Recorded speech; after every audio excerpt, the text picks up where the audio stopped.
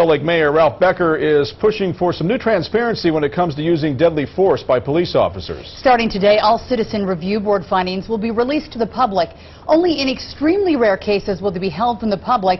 It's a move supported by Police Chief Chris Burbank, who welcomes public input.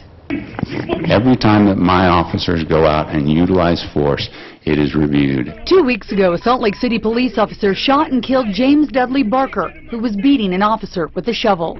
Quite frankly, in the last shooting that my officer was involved in, I felt it necessary to immediately release a video because of the public scrutiny. With a new dictate from Mayor Ralph Becker's office, the findings of the Citizen Review Panel will also be released, though they are protected by state law.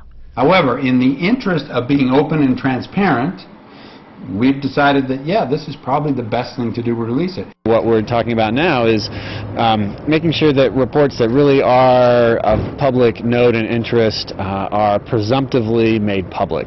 The decision came after requests were made for the public review of the Dylan Taylor case, a 20-year-old unarmed man shot outside a Salt Lake 7-Eleven. Unless there's a really compelling reason for security or somebody's personal safety to not release the report, we're going to make sure that they are coming out to the public and available for anybody to review. Salt Lake police deal with close to 1 million people a year, and last year 60 of those cases went to the Citizen Review Board.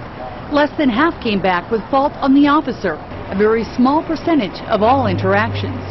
By and large, again, we do a good job, and we don't have anything to protect or to hide as far as that's concerned. We are happy to open ourselves up. We want to make sure that in Salt Lake City we're being as responsive as possible to the public, and a lot of that is about building trust.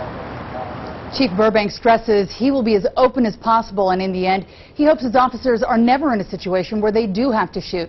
He says most officers involved in a fatal shooting quit police work altogether within 3 to 4 years after that shooting because the emotional burden they take on after taking a life is too much, even when justified.